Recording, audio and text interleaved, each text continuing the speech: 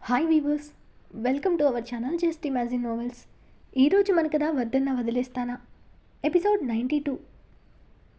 శివాని డల్గా రుద్రని చూసి మరి వాళ్ళు అలా బాధపడుతూ పెరగాల్సిందేనా అని అడిగింది శివాని రుద్రని. రుద్ర కూడా ఆ విషయమే ఆలోచిస్తూ ఏం చేయాలో అర్థం కావడం లేదే, ఇంత చిన్న ఏజ్లో అక్క కూడా ఏం సుఖం అనుభవించిందని అలా ఒంటరిగా మిగిలిపోవాలి. కానీ తనని అర్థం చేసుకుని ఆ పిల్లల్ని తన పిల్లలుగా అక్కున చేర్చుకుని ప్రేమించే మనిషి దొరకాలి కదా. అటువంటి వాళ్ళు ఇప్పుడు ఉంటారంటావా అన్నాడు రుద్ర. కళ్యాణ్ గారికి సురేఖ వదినంటే ప్రేముంది, కానీ పిల్లల విషయంలో ఎలా రియాక్ట్ అవుతాడో తెలియడం లేదు.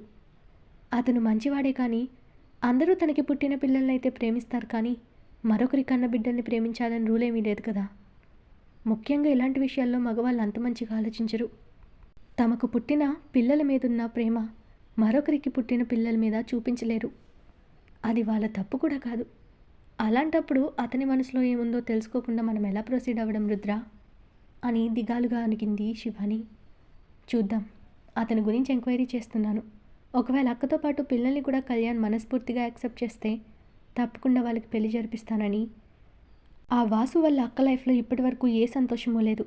కనీసం కళ్యాణ్ గారిని చేసుకున్నాకైనా తను సంతోషంగా ఉంటుందేమో. కానీ తను అలా సెకండ్ మ్యారేజ్ చేసుకుంటే ఈ సమాజం యాక్సెప్ట్ చేస్తుందా, అతని పేరెంట్స్ యాక్సెప్ట్ చేస్తారా అన్నది ఇక్కడ క్వశ్చన్ అన్నాడు రుద్ర. అంతా మంచి జరగాలని అనుకుందాం రుద్ర. ముందైతే కళ్యాణ్ గారి గురించి, అతని ఫ్యామిలీ గురించి తెలుసుకో. ఈ విషయాల్లాగా ఆయన కూడా అవ్వకూడదు. నాకు తెలిసినంత వరకు ఆయన అలాంటి వాడు కాదు. ఒకవేళ కళ్యాణ్ గారి పేరెంట్స్ ఒప్పుకోకపోయినా కూడా మనకు ఆయన వద్దు. ఎందుకంటే ఎప్పుడూ వదిన పిల్లలు వాళ్ళతోనే కలిసి ఉండాలి కాబట్టి వాళ్ళ ఇష్టం లేక వదినని సూటిపోటి మాటలంటే ఇప్పుడున్న బాధ కంటే రెట్టింపు బాధ అనుభవించాల్సి వస్తుంది వదిన ఇంకా పిల్లలు. అందుకే ఆయనతో పాటు అతని ఫ్యామిలీ కూడా ఓకే అన్న తర్వాతే మనం ఏదైనా చేయాలి అంది శివాని. ఆమె అనాలిసిస్కి రుద్ర శివాని వైపు మెచ్చుకోలుగా చూస్తూ, చాలా కరెక్ట్గా చెప్పావే, నేను ఈ యాంగిల్లో ఆలోచించలేదు. కళ్యాణ్ ఒప్పుకుంటే అక్కని పిల్లల్ని అతడు చూసుకుంటాడని నమ్మకం కలిగితే పెళ్లి చేద్దామనుకున్నాను. నువ్వు చెప్పినట్టు వాళ్ళ ఫ్యామిలీ కూడా ఒప్పుకోవాలి. ఎందుకంటే అతడు అక్కను చేసుకుని తన ఫ్యామిలీకి దూరం అయితే ఆ కోపాన్ని వాళ్ళ అక్క మీద పిల్లల మీద చూపించవచ్చు. అందరూ ఒప్పుకునేలా ఏదో ఒకటి చేస్తానన్నాడు రుద్ర. శివాని రుద్రని హక్ చేసుకుంటూ, నువ్వు తలుచుకుంటే చేయగలవు. ప్లీజ్ రుద్ర, ఆ పసి వాళ్ళకి వదినికి ఇకనైనా సంతోషాలను అందించు అని ఆశగా చెప్తున్న ఆమె చుట్టూ చేతులు వేసి హత్తుకుంటూ, ఆలోచిస్తానే. కళ్యాణ్ గురించి అలాగే తన ఫ్యామిలీ గురించి కూడా పూర్తిగా తెలుసుకొనివ్వు అన్నాడు రుద్ర. సరే అంటూ అతనికి దూరం జరిగి, వెళ్ళి స్నానం చేసిరా, తర్వాత నేను చేస్తానంటున్న శివాని వైపు రుద్ర చిలిపిగా చూస్తూ, నువ్వొకసారి నేనొకసారి చేస్తే లేట్ అవుతుంది, ఇద్దరు ఒకేసారి చేద్దాంరా అంటూ శివాని చేయి పట్టి దగ్గరికి లాక్కున్నాడు. శివాని చిరుకోపంగా చూస్తూ, ఈ వేషాలే వద్దనేది, వెళ్ళు. ఇంకాసేపు మనం వెళ్ళకపోతే నీ కొడుకు ఇక్కడికి వస్తాడు. వాడి ముందు మనం ఇలా ఉంటే చెండాలంగా ఉంటుంది, వెళ్ళు బాబు అంటూ రుద్రని ముందుకు తోసింది శివాని. వాడి పేరు చెప్పిన నోరు కట్టేవే దొంగమొహందనా అంటూ శివానీని ముద్దుగా తిట్టి టవల్ తీసుకుని వాష్రూంలోకి వెళ్ళిపోయాడు రుద్ర. రుద్ర అలా ఉడుక్కోవడం చూసి శివాని నవ్వుకుంటూ అతని కోసం డ్రెస్ తీసి పక్కన పెట్టింది. స్నేహ ప్రదీప్ వైపు భయంగా చూస్తూ, విశాల్ని అలా కొట్టేశావు, వాడది మనసులో పెట్టుకుని నీపై కోపంతో నిన్నేదైనా చేస్తే ఎలా అని అంటుంటే ప్రదీప్ కేర్లెస్గా, ఏడ్చాడు వెధవ, వాడన్న మాటలకు ఒక్క దెబ్బతో ఆగాను, అది కూడా నువ్వు భయపడతావని, లేదంటే వాడిని లైఫ్లో పైకి లేవకుండా చేసేవాడిని. నీలాంటి వాళ్ళ వీక్నెస్లే ఇలాంటి సైకోగాలికి బలం. మీరు భయపడే కొద్దీ వాళ్ళు రెచ్చిపోతారు. ఒక్కసారి ఎదురు తిరిగితే వాళ్ళే తోక ముడుస్తారు. ఇందాక చూసావు కదా, వాడికి నా మీద చెయ్యి ఎత్తడానికి కూడా ధైర్యం రాలేదు. కారణం వాడికి రుద్ర సంగతి బాగా తెలుసు. అందుకే మాటలతో భయపెట్టి పబ్బం గడుపుకోవాలనుకుంటున్నాడు రాస్కెల్ అంటూ కోపంగా తిట్టాడు ప్రదీప్. ఈ విషయం అన్నయ్యకి చెప్తావా అని అడిగిన స్నేహని సూటిగా చూస్తూ, చెప్పకపోతే వాడు మళ్ళీ ఏదో ఒకటి చేస్తాడు. నాకు ఇప్పుడు డౌట్ వస్తుంది, మార్నింగ్ వాడు మనల్ని వాంటెడ్గా ఫాలో చేశాడేమో, మనం గమనించామని డౌట్ వచ్చి వెళ్ళిపోయి ఉంటాడు వెధవ అన్నాడు ప్రదీప్. అప్పటిదాకా ఆ టాపిక్ వల్లే తను హట్ అయిన విషయం మర్చిపోయిన స్నేహకు తానే గుర్తు చేసి ఆమెకి తిరిగి కోపం వచ్చేలా చేశాడు ప్రదీప్. స్నేహ కోపంగా ప్రదీప్ కాలర్ పట్టుకుని దగ్గరికి లాగి అతడి మొహంలో మొహం పెట్టి, ఇప్పటిదాకా మర్చిపోయాను నేను. అవును, ఆఫీస్లో ఏమన్నావు, వాడి కంపెనీ బాగుందా అని నన్ను అడిగావు కదూ అని అడుగుతూ ఉరిమి చూస్తుంది స్నేహ. ఆమె కోపం చూసి మనసులో, చచ్చాను, నేను నా నోటితో దీనికి ఆ విషయం గుర్తు చేశానా అని గుటకలు వేస్తూ, నువ్వు కూడా నన్ను నీ పిఏ మాత్రమే అన్నావు కదే, మరి నేను ఆ మాట అడిగానా? కోపంతో ఏదో ఫ్లోలో నోటుకొచ్చిందేదో అంటాం, అవన్నీ పట్టించుకోకూడదు బంగారం అంటూ ఆమెకి మస్కా కొట్టాలని చూశాడు ప్రదీప్. ఆహా, ఇంకా అంటూ వెటకారంగా సాగదీసి కోపంగా అతని పొట్టలో ఒక్క గుద్దు గుద్ది, నువ్వు ఆ మాట అనగానే నాకెంత కోపం, ఎంత ఏడుపొచ్చిందో తెలుసా అని బాధగా ఫేస్ పెట్టి చెప్పింది స్నేహ. ఓ మై పప్పీ, సారీనే అంటూ ఆమెని గుండెలకు హత్తుకుని, ఇక ఎప్పుడు నువ్వు హట్ అవేలా మాట్లాడను, ప్రామిస్ అంటూ స్నేహ తల మీద ముద్దు పెట్టి అలాగే హత్తుకున్నాడు ప్రదీప్. ఇంటి ముందు కారాగగానే ఇద్దరూ దూరం జరిగి కిందకి దిగి లోపలికి వెళ్ళి ఫ్రెష్ అయ్యారు. డిన్నర్కి అందరూ కూర్చుని తింటుంటే స్నేహ మొహంలో సంతోషం చూసిన రుద్రకి ఇవాళ ఇద్దరి మధ్య గొడవ సమసిపోయిందనిపించి, స్నేహ ఏంటి ఈవినింగ్ అంత లేటుగా వచ్చారు, టైం చూసుకోలేదా అన్నాడు రుద్ర. ప్రదీప్ స్నేహ వైపు చూస్తూ, మేడం నేను టైం చెప్పలేదని వర్క్ మీద తన కోపమంతా చూపిస్తూ అంత టైం చేసిందిలే అని వెటకారంగా అన్నాడు ప్రదీప్. మనకు పియ్యలుంది ఇంకెందుకన్నయ్యా, మనకి టైం టు టైం అన్నీ చెప్పడానికే కదా, తన డ్యూటీ సక్రమంగా చేయకుండా నా మీద తెప్పుతున్నాడు చూడు నీ ఫ్రెండ్ అని కోపంగా అంది స్నేహ. శివాని నవ్వుతూ ప్రదీప్ వైపు చూసి, ఎందుకు ప్రదీప్ గారు అనవసరంగా ఈ అన్న చెల్లెల్ని కదిపిస్తారు, తప్పు వాళ్ళదైనా పక్క వాళ్ళ మీదకే నెట్టేస్తారు, ఇలాంటి వాళ్ళని చూసే కింద పడ్డా మాదే పై చెయ్యి అని సామెతలు పుట్టించారు పెద్దవాళ్ళు అని దెప్పి పొడిచింది శివాని. శివాని పక్కనే ఉన్న రుద్ర తన లెఫ్ట్ హ్యాండ్తో ఆమె బ్యాక్ మీద ఒక్కటి వేసి, అవకాశం ఇస్తే చాలు మా మీద సెటిల్ వేయడానికి రెడీ అయిపోతావు కదా అన్నాడు కోపంగా. రుద్ర కొట్టిన చోట రుద్దుకుంటూ కోపంగా అతని వైపు చూసి, నిజాలు చెప్తే అలాగే ఉంటాయి మరి అంది ఉక్రోషంగా శివాని. చెప్పి నిజాలు చాలు కానీ నోరు మూసుకుని వాడికి పెట్టి నువ్వు తిను అని వెటకారం చేశాడు రుద్ర. అప్పటికే బన్నీ రుద్ర వైపు కోపంగా చూస్తూ, డాడీ నీకెన్నిసార్లు చెప్పాలి మా అమ్మ మీద చెయ్యి చేయొద్దని, ఏంటి బలుపా, ఒకసారి చెప్తే అర్థం కదా అన్నాడు కోపంగా. వాడి యాటిట్యూడ్కి అందరూ ముక్కున వేలేసుకుని చూస్తూ ఉంటే రుద్ర చిరుకోపంగా, ఒరే నేను నీ బాబుని, నా మీద కోపం చూపిస్తున్నావేంట్రా అని సీరియస్గా అడిగాడు. నువ్వు నా బాబు అయితే నేను నీ కొడుకుని, మా మమ్మని కొట్టావంటే నువ్వు నా బాబువైనా ఒకటే ఇంకెవరైనా ఒకటే అంటూ వాడు కూడా యాటిట్యూడ్ చూపించాడు బన్నీ. రుద్ర శివాని వైపు కోపంగా చూస్తూ, చూసావా వేలిడంత లేడు, వాడి డైలాగులు చూడు, ఇవన్నీ ఆ సినిమాలు చూసి చెడిపోతున్నాడే, వాళ్ళకి ఇంకొకసారి ఇలాంటి మూవీస్ కానీ రీల్స్ కానీ చూపించావంటే నిన్ను గుద్దుతాను అన్నాడు కోపంగా రుద్ర. అదిగో మళ్ళీ మా మమ్మని బెదిరిస్తున్నావు, డాడీ నీకిప్పుడే చెప్తున్నాను, ఈ ఇల్లు నాదన్నావు కదా, సో నా ఇంటికి ఓనర్ నేనే, ఎక్కువ చేశావంటే నిన్ను బయటకు తోసేస్తాను డాడీ అని బన్నీ నాలిక మడత పెట్టి వేలు చూపించి బెదిరించి రుద్రతో అలా మాట్లాడుతుంటే అందరూ నోటి మీద వేలేసుకుని నవ్వుతూ చూస్తూ ఉండిపోయారు. ప్రదీప్ స్నేహ వాళ్ళ గొడవ మర్చిపోయి వాడిని వాడి మాటల్ని చూస్తూ వామ్మో అనుకున్నారు.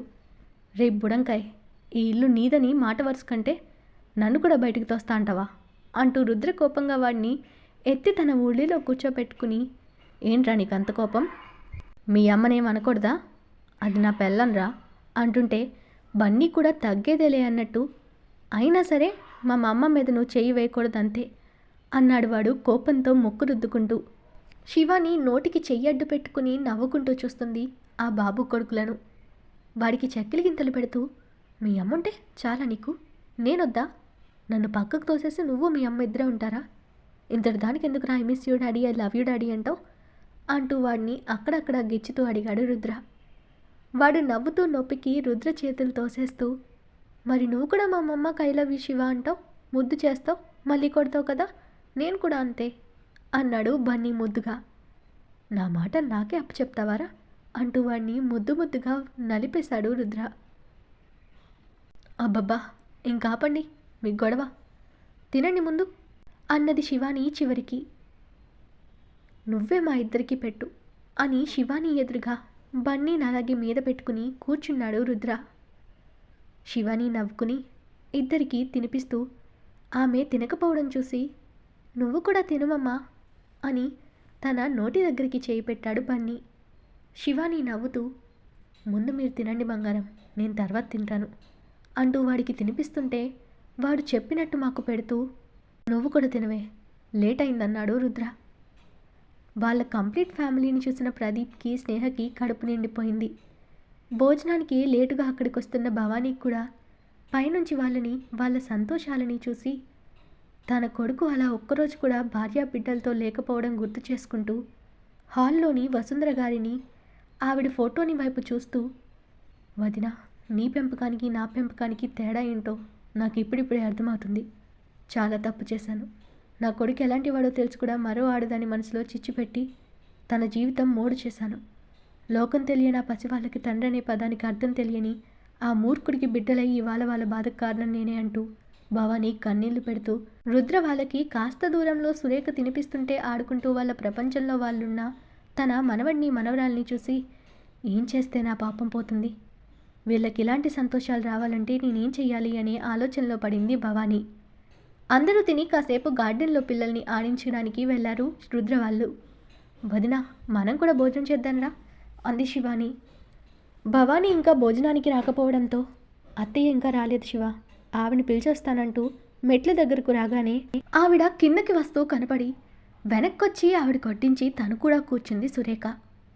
సైలెంట్గా తింటున్న భవానీ వైపు చూసిన శివానికి ఆవిడ ఏదో బాధలో ఉన్నట్టు అనిపించింది. మౌనంగానే ముగ్గురు భోజనం కంప్లీట్ చేశారు. విశాల్ తన ఫ్లాట్లో కూర్చుని మందు తాగుతూ తనని ప్రదీప్ కొట్టడం పదే పదే తలుచుకుంటూ కోపంతో రగిలిపోతున్న అతన్ని చూసి సీమ వణికిపోతుంది. ఈరోజు కూడా విశాల్ కోపంగా రాగానే తాగడం చూసిన సీమకి అతను ఈరోజు కూడా తనకు నరకం చూపిస్తాడని భయపడుతుంది. అప్పుడే గిరీష్ విశాల్కి ఫోన్ చేశాడు. ఏదో కొత్త నెంబర్ అవడంతో ఎవరో అని తీయలేదు విశాల్. రెండోసారి కూడా చేయడంతో ఎవరో తెలిసిన వాళ్ళేమో అనుకుని ఫోన్ తీసి మత్తుగా, హలో అన్నాడు విశాల్. హలో, విశాలేనా అన్నాడు గిరీశం. అవును, మీరెవరు అని విశాల్ అడగగానే, నేనెవరనే తర్వాత నీకు ఆ రుద్ర మీద కోపం ఉందవునా అని గిరీష్ అడగగానే విశాల్ కనుబొమ్మలు ముడివేసి, ఎవరు నువ్వు చెప్పే రుద్ర ఎవరో నాకు తెలీదు అని విశాల్ చెప్పాడు. కౌశల్ వాళ్ళ మామ దగ్గర నుండి ఫోన్ లాక్కుని, నాటకాల అబ్బే, ఆ రుద్రదేవ వర్మ నీకు తెలియకపోవడం ఏంటి, వాడి చెల్లి కోసం దగ్గర ట్రై చేస్తున్నావని నాకు తెలుసు. నువ్వు ఆ రుద్రకి తెలియకుండా వాడి చెల్లిని లైన్లో పెట్టాలని చూడడం కూడా మాకు తెలుసు. మా దగ్గర ఎక్కువ చేయకు, నీకు ఆ స్నేహ కావాలంటే మాతో చేతులు కలుపు, నీకు తను ఈజీగా దక్కే మార్గం మేం చెప్తాం అని డైరెక్ట్గా విషయం చెప్పేశాడు కౌశల్.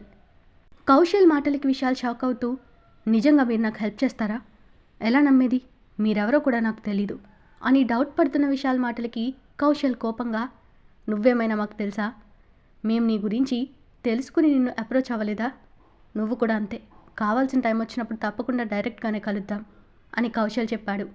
చూడండి, మీరు ఆ ఫ్యామిలీని ఏదైనా చేయడానికి చూస్తున్నారేమో, నాకు స్నేహం మాత్రమే కావాలి, అంతేకాని వాళ్ళని ఏదో చేయాలనే పగ నాకు లేదు అన్నాడు విశాల్.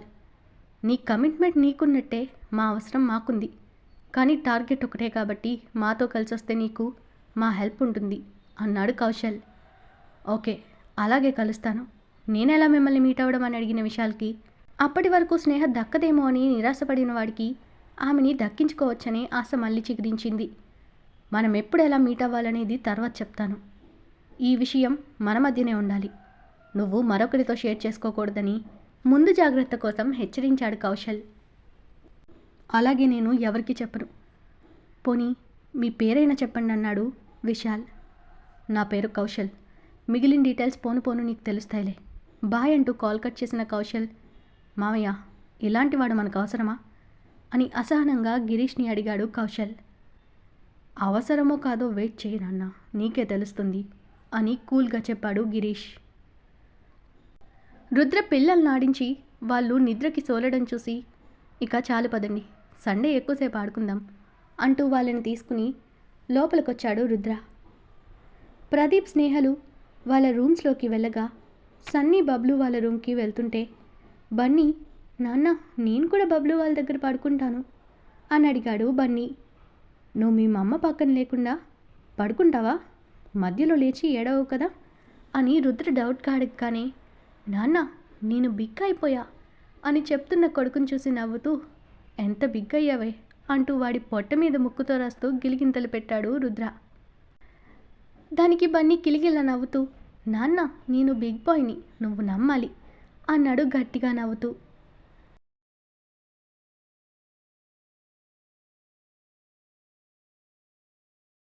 ఈరోజు మన కథ ఇక్కడితో కంప్లీట్ అయింది. ఈ స్టోరీ మీకు నచ్చినట్టయితే ప్లీజ్ స్టోరీని లైక్ చేసి కామెంట్ రూపంలో మీ అభిప్రాయాన్ని తెలియచేయండి. అలాగే ఛానల్ని సబ్స్క్రైబ్ చేసుకుని షేర్ చేసి మాకు సపోర్ట్ చేయండి. నెక్స్ట్ అప్డేట్తో మళ్ళీ కలుద్దాం. అంతవరకు బాయ్.